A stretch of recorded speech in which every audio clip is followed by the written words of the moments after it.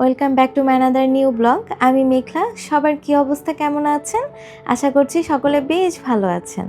ফজর নামাজ পড়ে কিছুক্ষণ নিজের স্টাডি করে নিয়েছি। যেহেতু আমি এখনও পড়াশোনা করি, এই সংসারের ফাঁকে কিন্তু আমাকে সেই সময়টাও বের করতে হয়।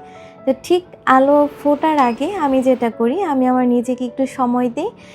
30 মিনিট হাঁটাহাঁটি করেছি। এতে করে দেখা গেছে আমার ওয়েট লস থেকে শুরু করে আমার শরীরটা খুব বেশি ভালো থাকবে। তারপর কিচেনে এসে ছেলের জন্য আগে টিফিন বানিয়েছি। দেখা গেছে ওর টিফিনটা আগে রেডি করতে হয়, যেহেতু ও উঠেই খেয়ে দিয়ে স্কুলে চলে যাবে।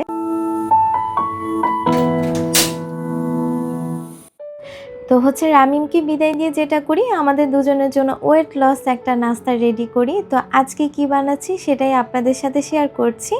আমি এখানে পানিতে একটু দুধ দিয়েছি, সেখানে ওটসটা দিয়ে কিছুক্ষণ রান্না করে নেব। আর আমের সিজনটা তো আসলে সবসময় থাকে না। আম কিন্তু আমার খুব ফেভারিট একটা খাবার, তবে আম কিন্তু আমি এমনি খেতে পারি না। যেটা হয় সেটা গ্যাসের অনেক বেশি প্রবলেম হয়ে যায়। তো আমের সিজনে আম দিয়ে খাবো, আর তা না হলে দেখা গেছে আদারওয়াইজ অন্যান্য সময় খেজুর বা কলাটা আপনি অ্যাড করতে পারেন। এইটা কিন্তু অনেক ভালো একটা ওয়েট লস নাস্তা।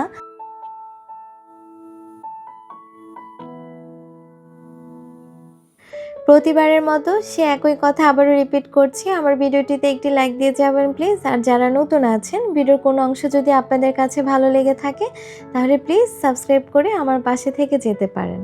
ঘরদোর গুছিয়ে নিয়েছি। আপনাদের ভাইয়া আসার সময় আমার জন্য ফুল নিয়ে এসেছিল। তো এই জিনিসটা আসলে আমাকে অনেক বেশি সারপ্রাইজ করে। আজকে আমাদের কোনো বার্থডে না, কোনো অকেশন ছিল না কোনো, এমনিই ফুলটা গিফট করেছে। সে জানে আসলে আমি ফুলটা অনেক বেশি পছন্দ করি। তো এই ধরনের সারপ্রাইজ কিন্তু আমরা আসলে সবাই চাই।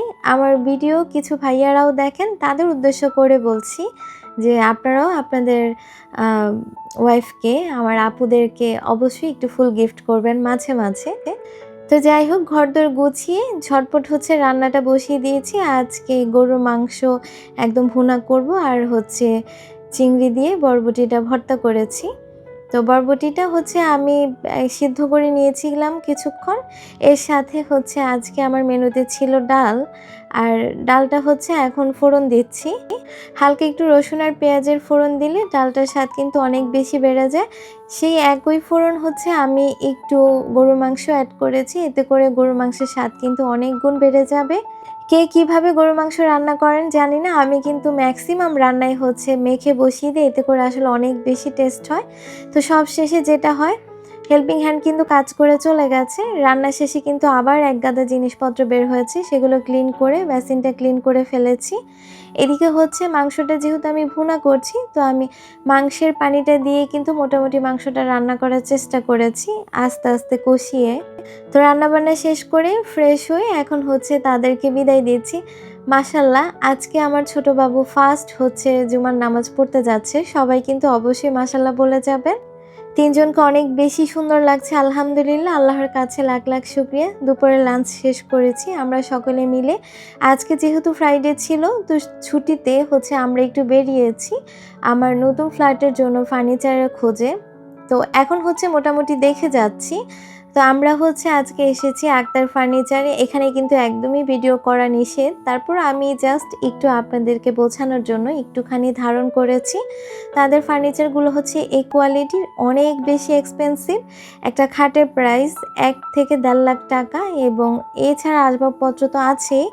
তো আমার কাছে আসলে এত গর্জিয়াস ভালো লাগছে না। আর আমরা নারীরা কিন্তু ঘর সাজাতে অনেক বেশি পছন্দ করি, তাই না?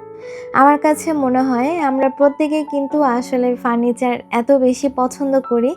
তবে যদি সুযোগ থাকতো কিছুদিন পর পর ফার্নিচার চেঞ্জ করার বা এক্সচেঞ্জ করার, তাহলে কিন্তু আমরা সেটাই করতাম, তাই না? তো যাই হোক, সেটা তো আর সম্ভব নয়। সেজন্য আসলে এমন ফার্নিচারের খোঁজে আছি যাতে ভালো মন্দ চিনে ফার্নিচারটা কিনতে পারি। আপনাদের কাছে কেমন লেগেছে অবশ্যই কমেন্টস করে যাবেন। আর আজকের মতো এত বেশি পছন্দ করি, তবে যদি সুযোগ থাকতো কিছুদিন পর পর ফার্নিচার চেঞ্জ করার বা